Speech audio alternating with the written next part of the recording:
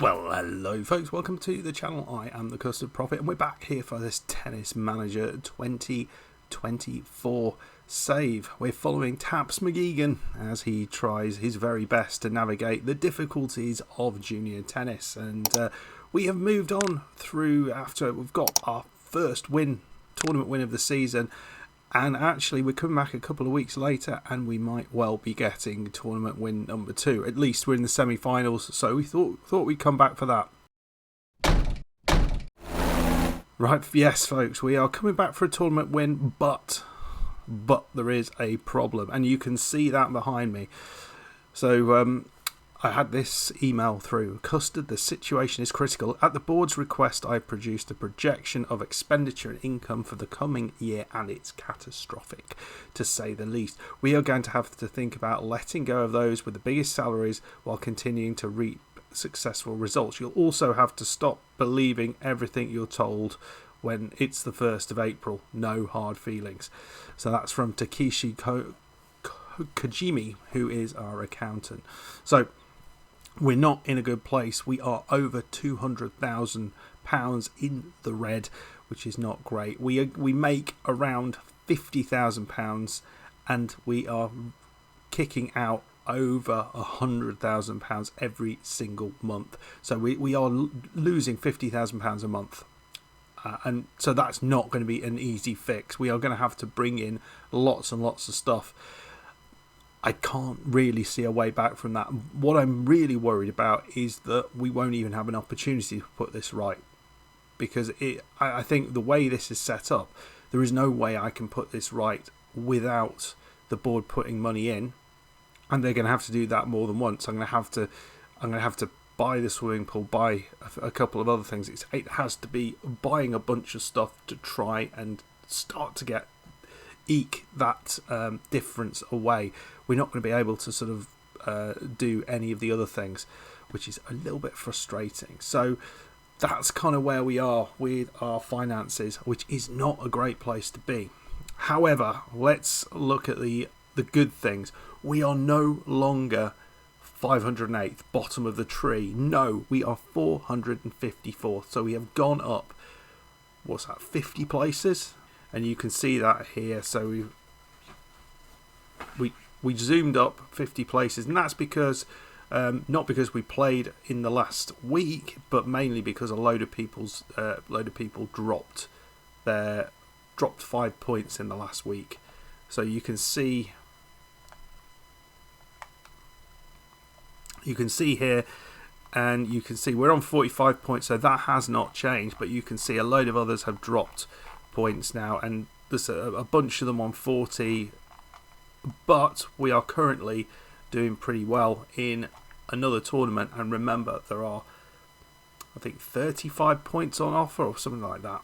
15, how many points on offer? Let's go and have a look. Okay, so 30 points on offer. So if we win this tournament, we would end up with 75 points, which would push us significantly further up in the rankings, which would be fantastic. But let's have a look how we've got this far, because it's been pretty good. We've had some tough matches. First one perhaps was quite straightforward against a very lowly ranked player, 465th in the world. We won 6-1, 6-2. And then we've played 2 games against fellow Brits, Zachariah Hambarini, who's 4th in the world. I beat him 6-4, 7-6, not 4th in the world. He's 4th seed in this tournament. He's 314th in the world. Slight difference in junior tennis. Very slight difference. And then we played David Doug. Oh, it's Dave. Oh my. I've just realised who this is. Just realised. So David DG it's a hard one to say, but the DG actually stands for Dodgy Gamer. And so Dodgy Gamer is a football manager creator that I know and have done lots of stuff with, who has got his player in the game. So this player is named after him, David DG. So I'm going to have to take a screenshot of that and send that to him on Twitter or whatever it's called these days. But we beat him 6-3, 6-2. So sorry, DG. That's that's just one of those things. Taps is not one for sentiment. So we are going to be playing Mahalo Milankovic, who's 402nd in the world in the semi-finals. We know we already have got 9 points, so that's going to improve our place anyway. And if we finish up here, we will get £436, which is not a great amount, but we are starting to make headway, and we have been improving our technical attributes, and we've got our serve spin now up to 8, which feels really good. I think having a good serve is perhaps going to be one of the really important things to achieve. You can see all the way through here we've +2 across all of these things. We've got excellent form, excellent morale, and excellent physical condition. We are in tip-top circumstances. We've also got this top spin from the baseline custom game plan, so I basically changed the game plan to mirror what we normally do at the start of each game. So he needs to just learn that slight change to the game plan. I think that would be a good thing. So let's get into it. Let's see how we do. So we've upped his confidence, and he's reacted positively, but he hasn't actually changed his confidence level there, unfortunately. So he's not looking in an excellent state here. We've got some people in the audience. Looks like the sun is so hot, it's like melting these people.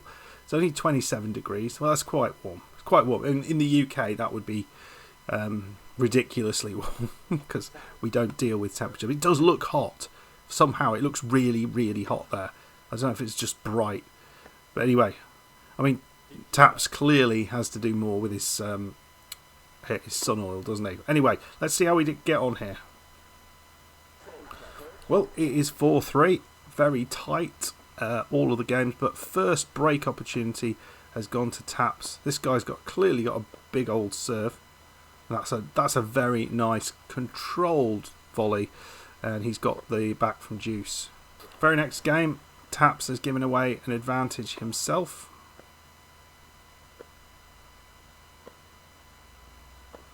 Just needs to keep controlled here. You can see he's... Oh, that was a... I mean, it opened it up for the chance down the line. Juice. Another one. But yeah, that really felt like he'd worked the point well. Taps had kind of gone into or fallen for the strategy, and he's gone long there, 5-4, and so Taps now is well, he's got to break him to get back into this game, and Milankovic has done really nicely here. 6-4 looks pretty comfortable other than the one break opportunity. And there we go, nicely done, 6-4. And you've got to say, it was pretty straightforward that first set. Might need to do something to try and push things. We're going to go high return power and see whether we can get a little bit more out of the return. Well, there we go. We are love 40 up, 3-2 up. So is there a chance here to maybe level things up? He's got some power. Oh, that was a poor shot. Down the line was what he wanted to do. Still not really clear how to get those down the line shots.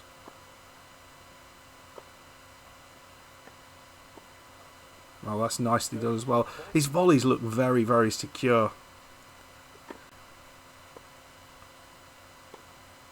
And there we go. All the way back from love 40 down.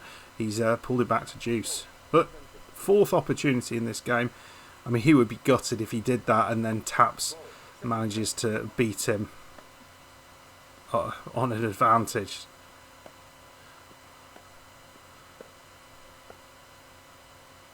Oh, is that on the line? Wow, Taps just left that. Assumed it was going wide. No, he got an advantage again here. Number 5. Gone for the sliced forehand. It's a rare shot. But I do think it is...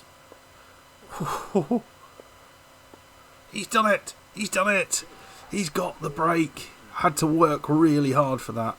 And he has got a 40-30 lead. 5-3 up. This has been certainly one of the more complicated games he's played. Oh wow, and just I don't know what he did there. He just looked so inconclusive with that shot. And Taps has taken it to a third set, which is good. So I feel this is going to be an interesting one. I'm not sure what the outcome is likely to be here, but we'll see what happens. Well, Taps is 3-2 up. No, he's 3-2 down, and a break opportunity here. 15-40. Needs to work hard to. And here we go down the line. Oh, he's gone long. Second opportunity where it was just begging for him just to get it in court.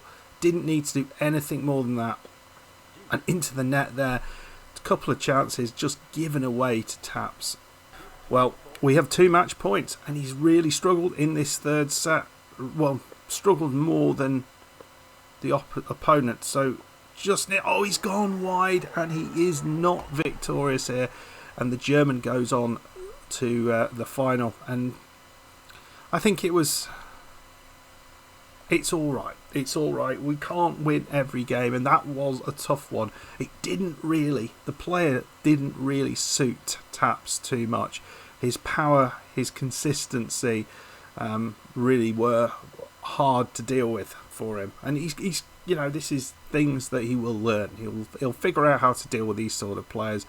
But he did well, and he's gonna have a boost in his ranking. So we're just gonna go forward, and we'll see how far forward Taps has gone up in the ranking. I reckon we might get up into the 420s. So in the end, the German won through against the Greek lad, Greek second seed. So clearly a very, very strong player. 7-5, 7-5. So at least Taps was able to give him a right royal go at that, and just wasn't able to get it done. So let's have a look at Taps' ranking now, because that's going to improve. Yes, 426 is where he is, which is very, very pleasing. So let's have a look what's next up.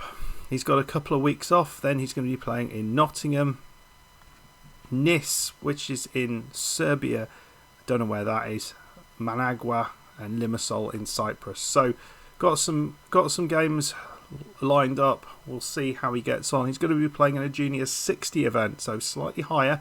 We're starting to put him into some of those now and again, because he is doing well in the 30 tournaments. He certainly feels like one of the favourites to win each week, which is pretty good. Sort of one of about 4 or 5 perhaps, who's got a better chance than many. So we'll see how this goes. Anyway, folks, that will do it for today. We didn't get the win. We didn't get the final, but we worked a really tough opponent. We took him all the way, really, and just didn't have enough on the final set to really ask the questions. Anyway, folks, hope you enjoyed it. If you did, hit that like button, subscribe if you're new, and I will see you for the next one. Goodbye.